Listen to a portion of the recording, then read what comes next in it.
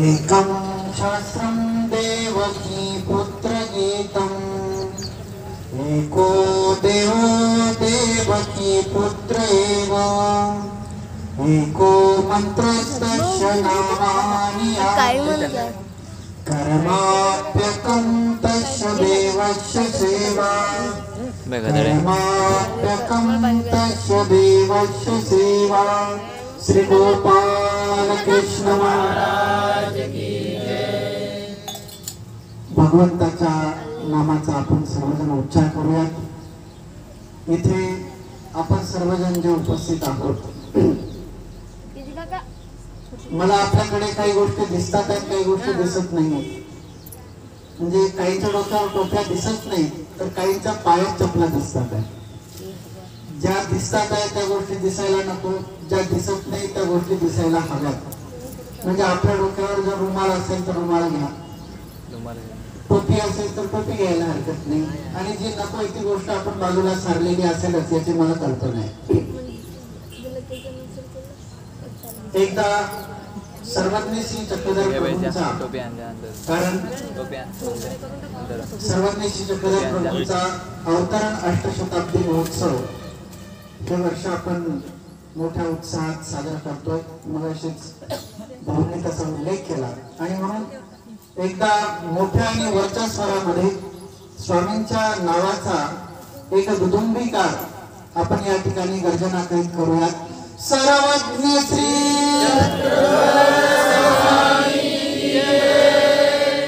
धन्यवाद, धन्यवाद। संन्यास दीक्षा अनुसरण सोहळा या सोहळ्याच्या निमित्ताने होत असलेली ही धर्मसभा, या धर्मसभेला लाभलेले परमपूजनीय परमादरणीय श्रद्धेय प्रातस्मरणीय विद्वत रत्न, प्रबोधनाच्या माध्यमातून सर्वदूर परिचित असलेले आणि अशा या दुर्गम भागामध्येही धर्मप्रचार ज्यांनी हिरिरीने केला, आजच्या धर्मसभेचे अध्यक्ष पूजनीय श्री वरोरा निवासी बाबाजी, त्याचप्रमाणे धर्मप्रचाराची या परिसरामध्ये जी काही ठेवण आहे, काल गाडीतून येता येता बाबांनी आम्हाला सांगितलं की या गावावरून त्या गावाला आम्ही पायी पायी जाणं असायचं। नवीन दीक्षार्थी आपल्याला आतापर्यंत ते उषाबाई या नावाने आपण ओळखत होतो, परंतु आता ते केवळ या ठिकाणी आहेत, अजून त्यांचं नामकरण व्हायचं आहे। म्हणून 2 घडियापर्यंत ते केवळ म्हणून ते केवळ आहे, ते नामकरण जे होतं ते आता त्या ठिकाणी संपलेलं आहे। आता केवळ या स्वरूपात त्या ठिकाणी केवळ या दीक्षाविधीच्या निमित्ताने काल बाबांनी सांगितलं ती आठवण, 2-2, 4-4 किलोमीटर पायी जावं लागायचं, देवपूजा डोक्यावर घ्यायची आणि या गावावरून त्या गावाला प्रवास करायचा। अशा माध्यमातून ज्यांनी हा धर्म या ठिकाणी बीजारोपित केला, नवे वृद्धिंगत केला, आणि आज तागायत एक कूपकाठीच्या स्वरूपाने त्याचं संरक्षण देखील करतात आहे, असे परमपूजनीय परमादरणीय श्रद्धेय प्रातस्मरणीय विद्वतरत्न व्याख्यान मार्तंड पूजनीय श्री मनसर निवासी बाबाजी, त्याचप्रमाणे या ठिकाणी उपस्थित असलेले कालपासून मार्गदर्शक या स्वरूपामध्ये ज्यांना मी पाहतोय असे पूजनीय श्री बाबाजी, त्याचप्रमाणे एका अभ्यासू व्यक्तिमत्वाला भेटल्याचा आनंद त्यांना भेटल्यानंतर होत असतो असे पूजनीय श्री आनंदमुनी दादाजी, या ठिकाणी उपस्थित असलेल्या तपस्विनी पूजनीय तपस्विनी सादाई साई, पूजनीय तपस्विनी विद्या आई, या कार्यक्रमामध्ये जनसेवक आणि जनप्रतिनिधी म्हणून उपस्थित असलेले पूजनीय सद्भक्त श्री मनोज भाऊ, उपस्थित सर्वच गजबीय परिवार, परिसरातील सर्वच भक्त मंडळी, उपस्थित आपण सर्व भाविक, बालगोपाल मित्र आणि साधकांना, प्रास्ताविक स्वरूपामध्ये ज्यांच्या माध्यमातून इथपर्यंत येण्याचा योग आला, ज्यांचा अतिव आग्रह होता, असे सद्भक्त श्री छत्रपती भाऊ गजभिये भाऊंची प्रास्ताविक करतानाची जी तळमळ होती ती त्या ठिकाणी लक्षात आली आणि त्याच अनुषंगाने बाबांनी आज्ञा केली की थोडंसं त्या विषयाला आपण स्पर्श करावा. आपण भक्ती करत आहोत, साधना करीत आहोत. भक्ती या शब्दाचा अर्थच आहे भजती ती भक्ता. जो भावनेने भजतोय, पदार्थाने भजतोय, त्याला भक्त असं म्हणावं. या अर्थाने आम्ही सर्व भक्तजन आहोत. आम्ही म्हणत असतो भक्तजन, प्रेमी भक्त तो वेगळा झाला, परंतु सामान्य अर्थाने आम्ही सद्भक्त म्हणत असतो किंवा भक्त जनता म्हणत असतो. भजती ती भक्ता, जो जो भजतो आहे श्रद्धेने, भावाने, तो सगळा भक्तच आहे. पण याहूनही पलीकडं तेषां ज्ञानी नित्ययुक्त एक भक्तिर्विशिष्यते प्रियो हि ज्ञानिनो अत्यर्थ, असं श्रीकृष्ण महाराज सांगतात. ज्ञानी भक्त तो विशेष करून मला प्रिय आहे. सांगण्याचा उद्देश असा की आम्ही भक्ती करतोय, पण त्याच्यासोबत ज्ञानाची जर जोड असेल तर आम्ही ईश्वराला अधिक प्रियपणाने आपलेस करून जाऊ. आणि हे तेव्हा साध्य होईल जेव्हा आम्ही ज्या गोष्टी करतोय त्याची व्यवस्थित आणि सुस्पष्ट जाणीव आम्हाला त्या ठिकाणी असेल. भाऊंनी विषय सांगितला की परिसरात काहीसं वेगळं वातावरण चालू झालं. आता मला त्याची तितकीशी कल्पना नाही, परंतु जाणीव त्या संदर्भात भाऊंनी करून दिली. आम्ही जे विशेष नमस्कार करतो, आम्ही जे स्थान नमस्कार करतो, अहो इतकंच काय, आता हार घातले की नाही, भिक्षुकांना हार घालण्यात आले, हे पण एक भजनच आहे. भजती ती भक्ता याच पदात ते सगळं आहे. पूजन या पदामध्ये ते आहे. काय कारण आहे याचं? हार घातला म्हणजे नितीन दादांचा सन्मान केला का? हार घातला म्हणजे नितीन दादांना काहीतरी खुश करायचे म्हणून केलं का? आम्ही एकामेकामध्ये दंडोत करत असतो, काय कारण आहे याचं? आम्ही विशेष वंदन करत असतो, काय याचं कारण आहे? या सगळ्या गोष्टीच्या मुळाशी जर आम्ही लक्ष दिलं तर आम्हाला एकच धागा मिळतो, तो म्हणजे ईश्वर. या सगळ्यांच्या मुळाशी ईश्वर हाच धागा त्या ठिकाणी जोडलेला आहे. विशेष वंदन करायचं का करायचं? भाऊंनी अतिशय सुंदर उदाहरण दिले. चोर स्पर्श करून जातो, पोलीस येतात, सोबत श्वान असतात, श्वान पथक असतं, आणि मग ते पोलीस काय करतात, त्या पुतळ्याला सोडल्याबरोबर लगेच तो पुतळा जिथे जिथे हात लावलाय तिथं तिथं लगेच त्या ठिकाणी जातो. आम्हाला श्वानस्थानी होता आलं पाहिजे असं भाऊंनी सांगितलं. निश्चितच जर त्या स्पर्श झालेल्या ठिकाणी जर त्याचा त्या ठिकाणी जर वास येतो, इथे तर प्रत्यक्ष परमेश्वर अवताराचा स्पर्श झाला. वंदन त्याला का करायचं? भाष्यकार एका शब्दात सांगतात, संबंधे पवित्रता आली म्हणून वंद्य. बाकी काहीही गरज नाही. संबंधाने पवित्रता आलेली आहे म्हणून आम्हाला ते वंदनीय आहे. स्वामी तिथे गेलेले होते, त्या ठिकाणी गेलेले होते, तिथे पवित्र झालेले आहे. मग बाकीच्या कुठल्याही गोष्टीची गरज नाही. तिथे मायाशक्तीचा निक्षेप आहे की कृपाशक्तीचा निक्षेप आहे, प्रसन्नता आहे नाही, सगळे विषय फार दूर राहिले. संबंधे पवित्रता आली म्हणून वंद्य. स्वामीचा संबंध झाला, स्पर्श झाला, आणि स्पर्श झाल्यानंतर काय झालं? पवित्रता आली. तिथे काय झालं? पवित्रता आली. पवित्रता ही अशी गोष्ट आहे, या गोष्टीला आम्हाला लक्षात येईल. आम्ही चरणोदक घेतो, तीर्थ घेतो. आपल्याकडे बिस्लरीची बॉटलही मिळते ना चांगली, 20-20 रुपये, 25-25. मला ते कोणीतरी पेपरात वाचलं, विराट कोहली म्हणे 700 रुपये लिटरचं पाणी पितो. मला आश्चर्य वाटलं, म्हटलं 700 रुपये लिटर म्हणजे जेवण जरी करायचं म्हटलं तरी 100 रुपयात व्यवस्थित थाली मिळते, पण पिण्याचं पाणी फक्त 700 रुपयाचं. विराट कोहली पित असेल 700 रुपयाचं, परंतु जेव्हा आम्ही आमच्या विशेषांचं तीर्थ जेव्हा घेतो तेव्हा त्याही पलीकडे असलेला 1000 रुपयाच्या लाभाला आम्ही प्राप्त केलं, ही भावना आमची तयार होते. बिसलेरीचं पाणी शुद्ध असेल पण ते पवित्र नाहीये. लक्षात घ्या, पवित्र आणि शुद्ध या गोष्टींमध्ये फरक काय.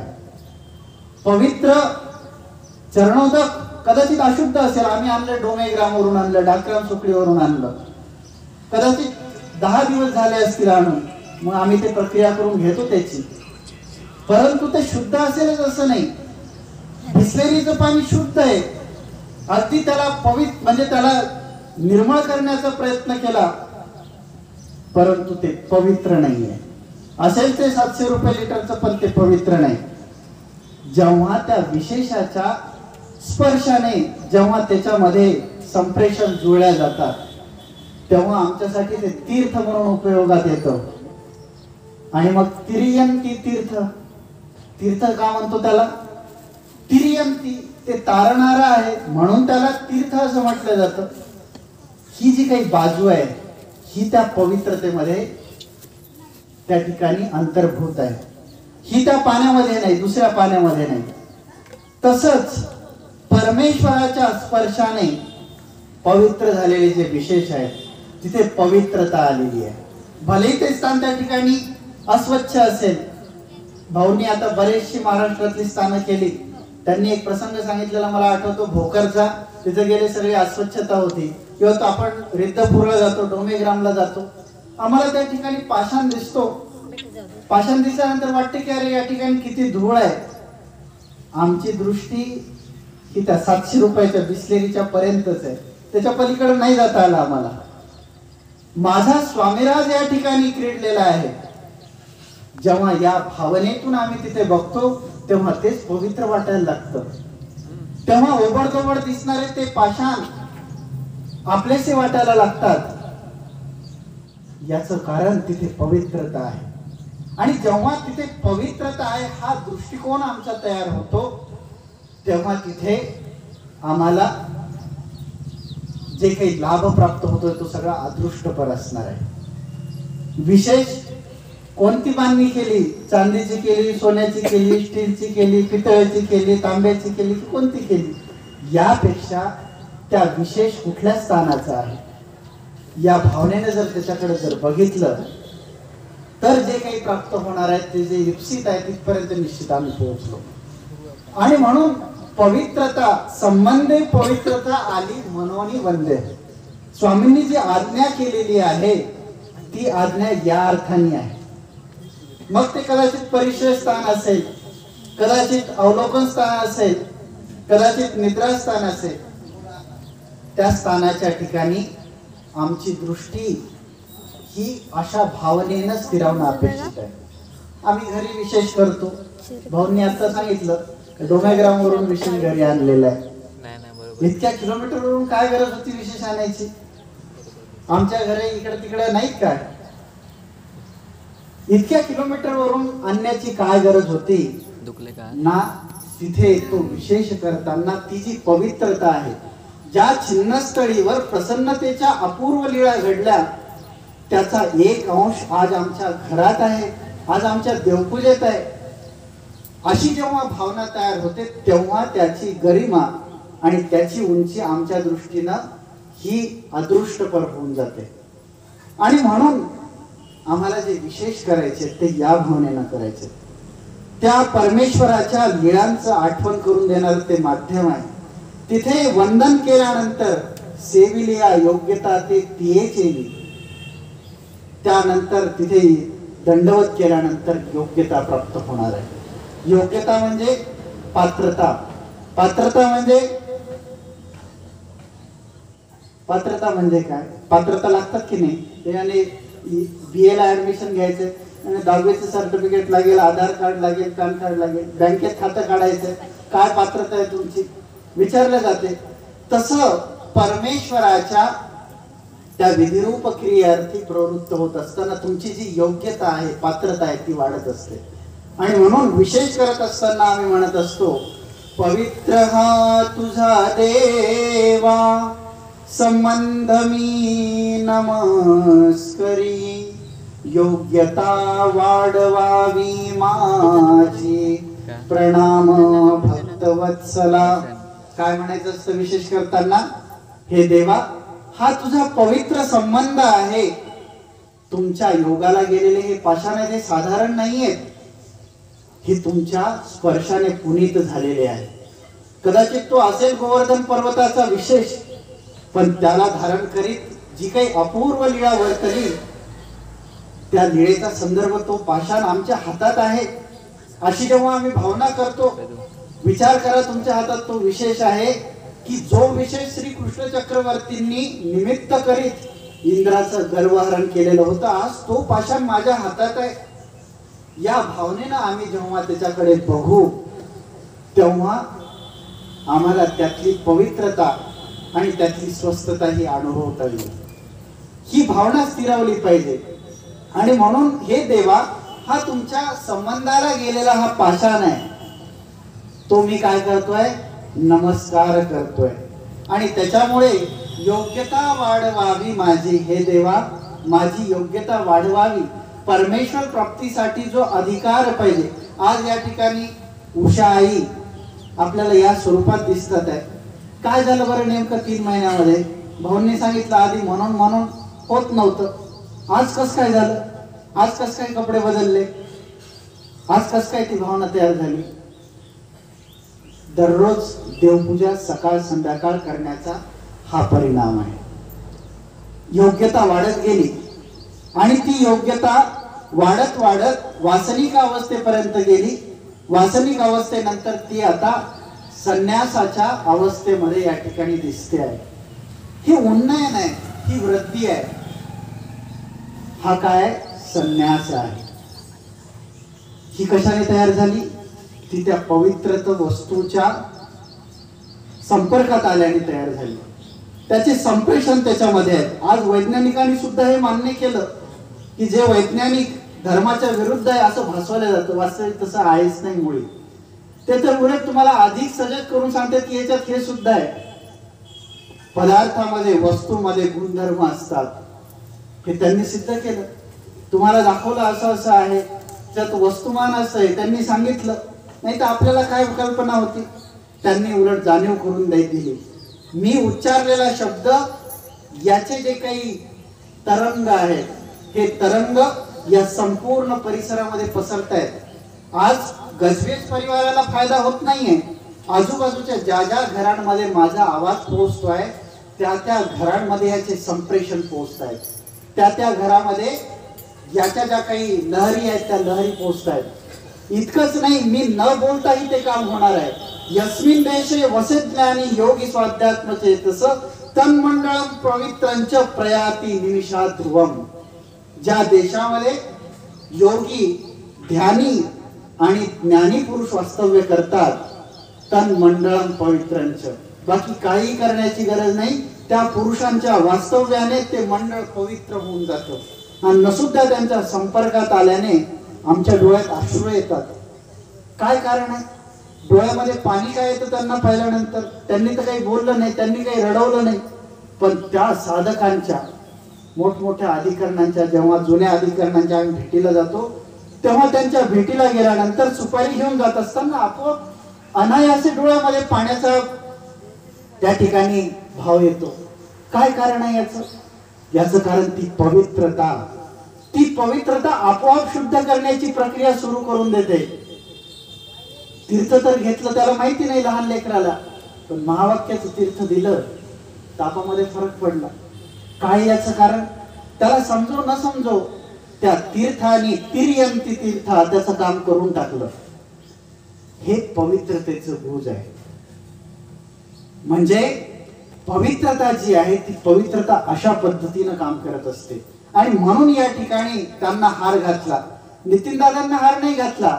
नितीन दादांच्या ठिकाणी काहीतरी ज्ञानाचे त्या ठिकाणी अंश आहे. आणि ज्ञान हा अंश नितीन दादांचा नाही, तो कधीच होऊ शकत नाही. ज्ञान ही परमेश्वराची एक शक्ती आहे. ती ज्ञान शक्ती ती त्यांच्या ठिकाणी वास करते आहे. आणि तो ज्ञानलक्षणी संबंध हा धागा परमेश्वराशी जोडला गेलेला आहे. आणि म्हणून त्यांना हार घालायचा आहे.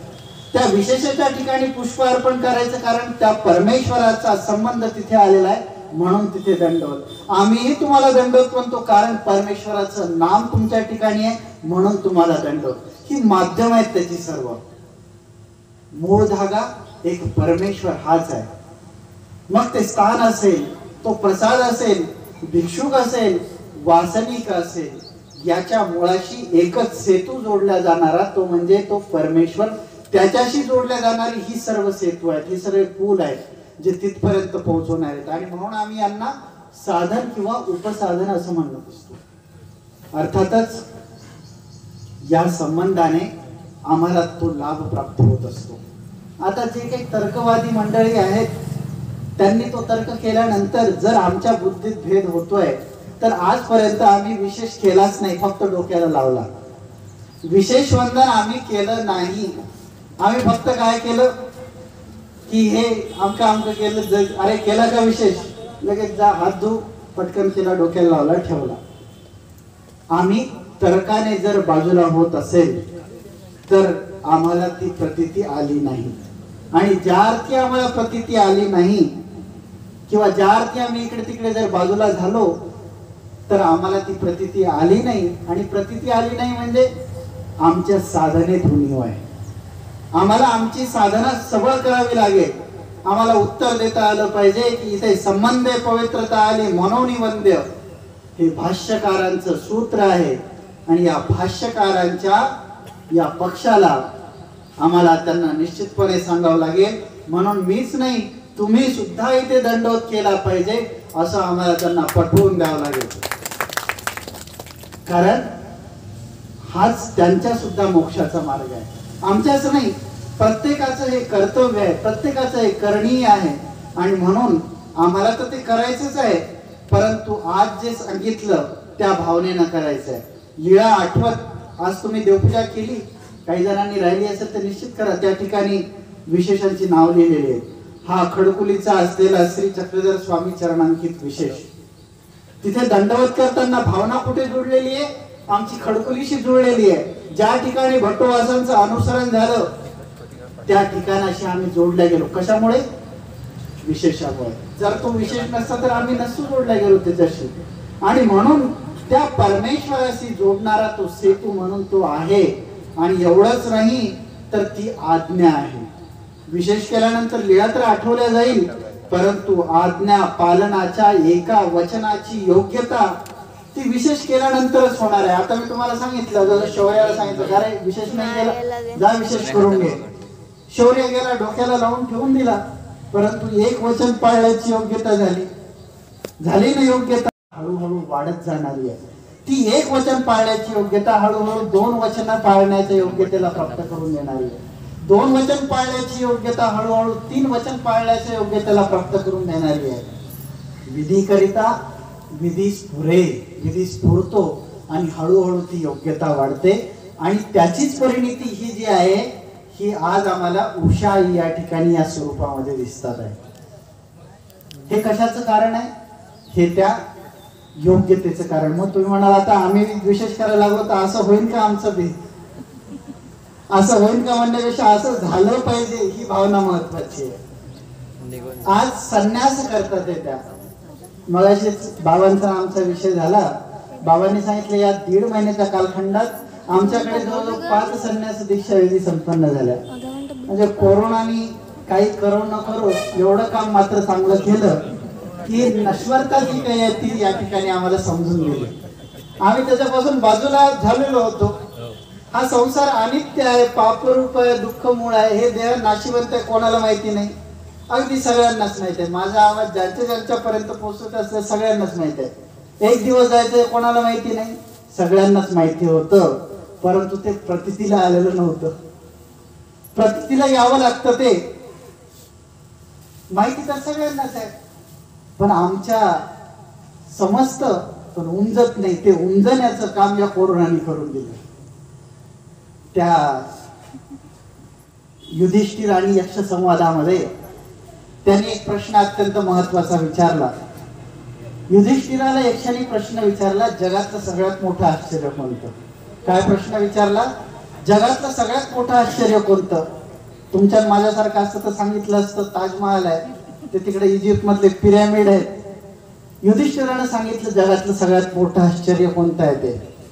युधिष्ठिर म्हणतो या जगामध्ये सगळ्यांना माहित आहे की हे देह अनित्य आहे, हे देह नश्वर आहे, परंतु हे माहीत असून सुद्धा प्रत्येक जण प्रत्येक दिवशी मी अमर असल्याच्या आविर्भावात जगत असतो, हे जगातलं सगळ्यात मोठं आश्चर्य आहे. आम्हाला सगळ्यांना माहिती आहे हे असं होणार आहे, पण तरी सुद्धा मी प्रत्येक दिवशी सकाळी उठल्यानंतर अमर असल्याच्या आविर्भावात जगतो, हे सगळ्यात मोठं आश्चर्य आहे. आणि म्हणून त्या आश्चर्याप्रत नेण्याचं काम या कोरोनाने केलं.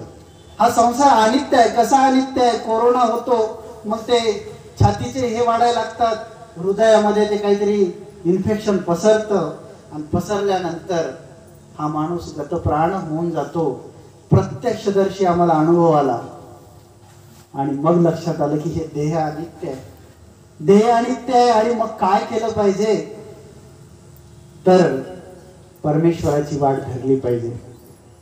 लोकांचे फोन आले, बाबा आपण उपदेश दिला होता, इथपासून सुरुवात होती की उपदेश दिला होता, पण ते नाम काही आठवत नाही. इथपासून सुरुवात होती, पण सुरुवात झाली, नाम पाठ केले लोकांनी. आजही आम्ही पाहतो उपदेशी लोकांची बऱ्याच ठिकाणी आम्ही चाचपणी केल्यानंतर लक्षात येतं की व्यवस्थित नाम पाठ नाही. काहींना शास्त्र अभ्यासाची आवड लागली, बाबा आम्हाला थोडस निरूपण करा. आता काही खाली वेळ असेल म्हणून टाइमपास साठी म्हणत असतील, पण सुरुवात झाली, आणि काही जण अनुसरणाला प्रवृत्त झाली. हा संसार अनित्य आहे याची आम्हा सर्वांना जाणीव आहे, आणि म्हणून असं व्हायचं असेल तर आम्हाला सुद्धा ती जाणीव करून घ्यावी लागेल. संसार अनित्य आहे, पापरूप आहे, दुःखरूप आहे, सगळं समजतं, माहिती आहे, वचनामध्ये वाचलेलं आहे. अहो तुम्हीच काय, मी सुद्धा, माझंही होऊन जाते तसं तसं, आमचा कार्यक्रम आहे, तमका कार्यक्रम आहे, म्हणजे उद्याची शाश्वती आहेच. भाऊंनी विचारलं बाबा येणार का? भाऊंना म्हटलं मला स्वस्थता वाटली तर येईल.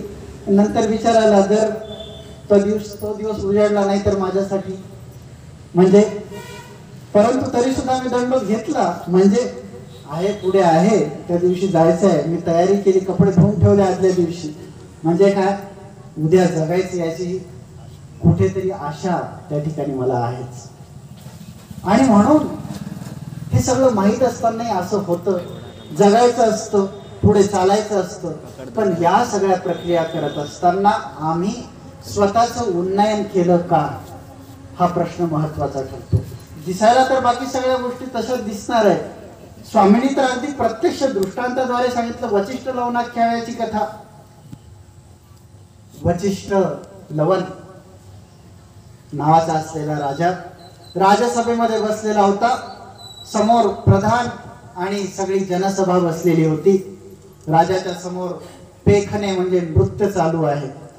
सगळेजण मशगूल आहेत. त्या राजसभेमध्ये तो राजा आसनावर बसला आणि कुठूनसा एक त्या ठिकाणी जोगी त्या ठिकाणी आला. त्याच्या हातामध्ये एक मोराचं पीस होतं. त्या मोराचं पीस त्यानं त्या सभेवरून फिरवलं आणि काय झालं, जो राजा राजसिंहासनावर बसलेला होता, राजाला त्या ठिकाणी निद्रा आली. आम्ही सुद्धा मोहाच्या निद्रेतच आहोत. राजाला काय झालं, झोप लागली. राजा सिंहासनावर बसलेला आहे, समोर नृत्य चालू आहे, राजाला झोप लागली. झोपेमध्ये राजा स्वप्न पाहतोय. राजा प्रधानाला आज्ञा करतोय आणि राजाने आपला घोडा काढला.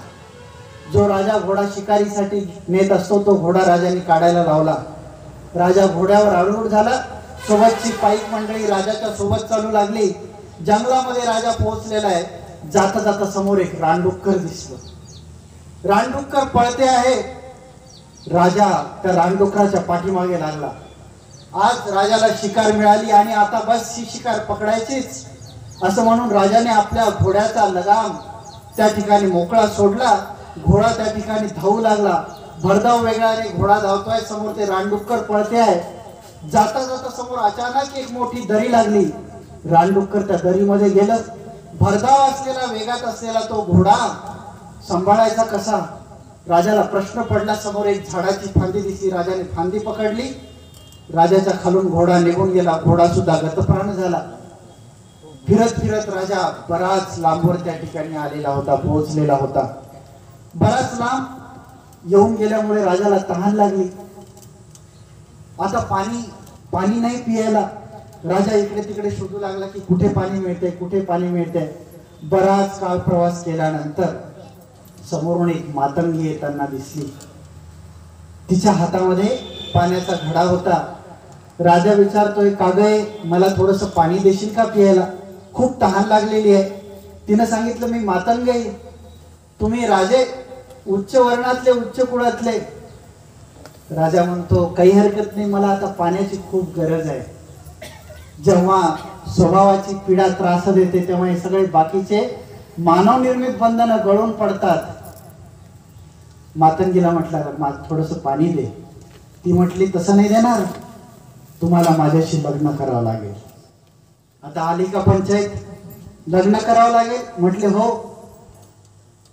म्हटले हरकत नाही, लग्न करील बाई, परंतु दे पाणी पियाला.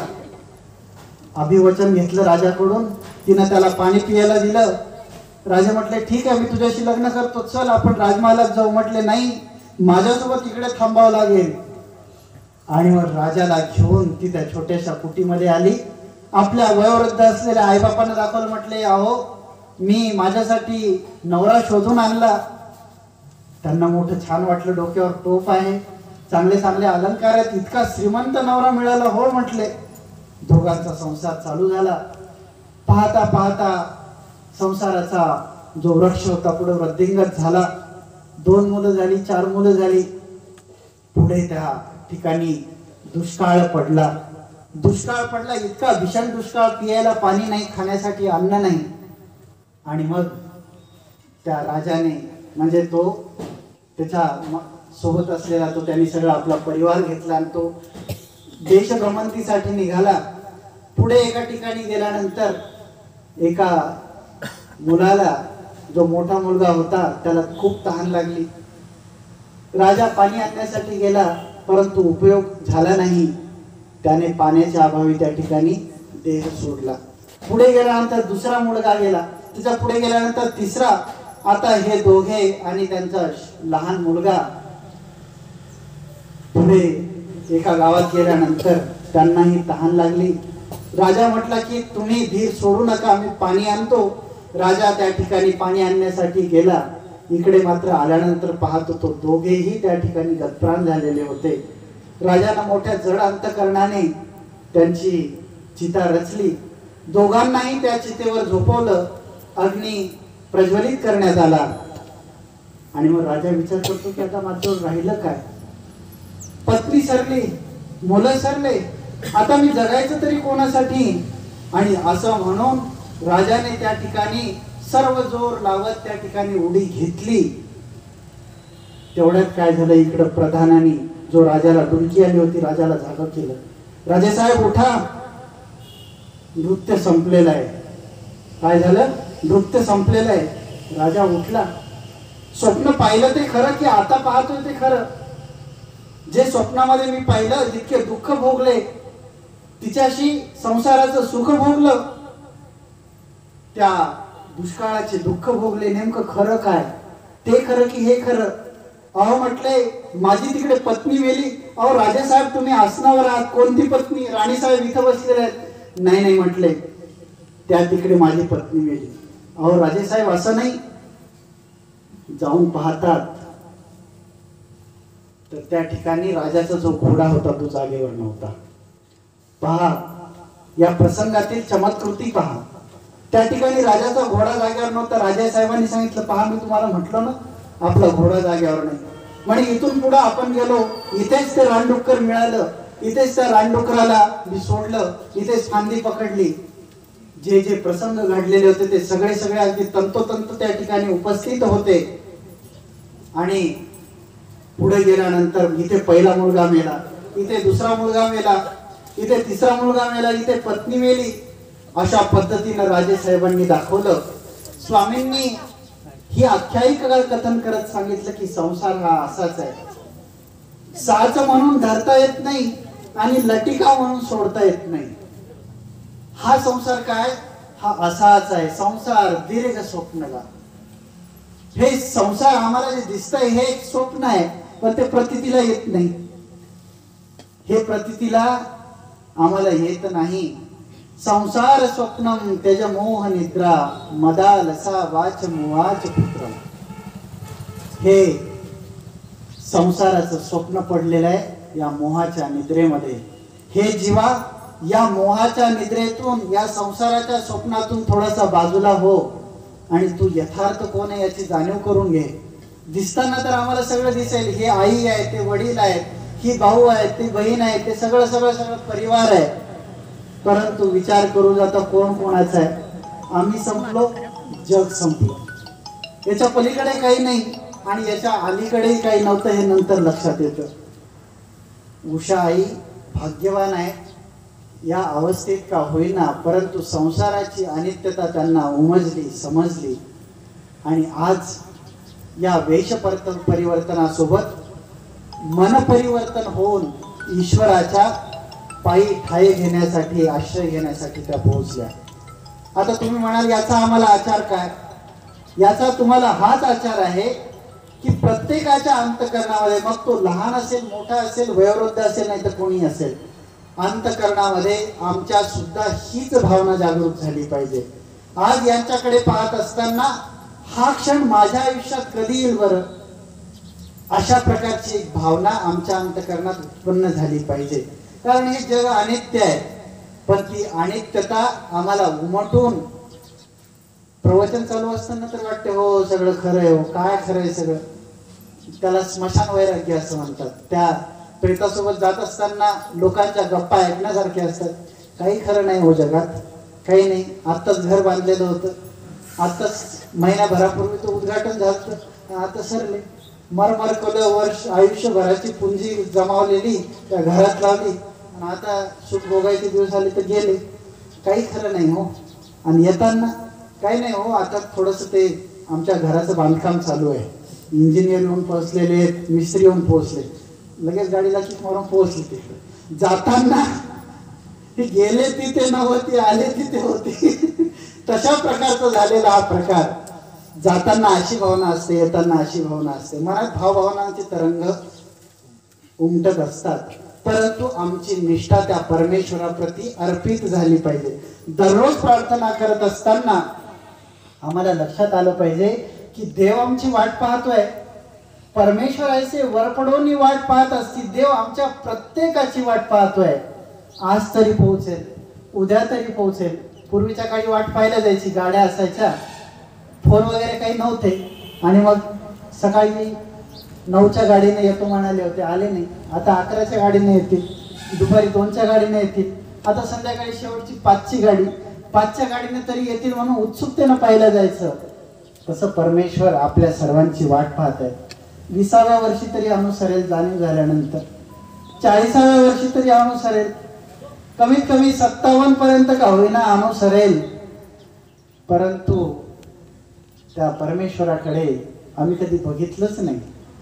देव आमची वाट पाहत आहे. कमीत कमी हा जीव आज नाही उद्या तरी अनुसरेल. नाही 3 अवस्था, चौथ्या अवस्थेला का होईना, वेशा नावे का होईना, परंतु अनुसरेल.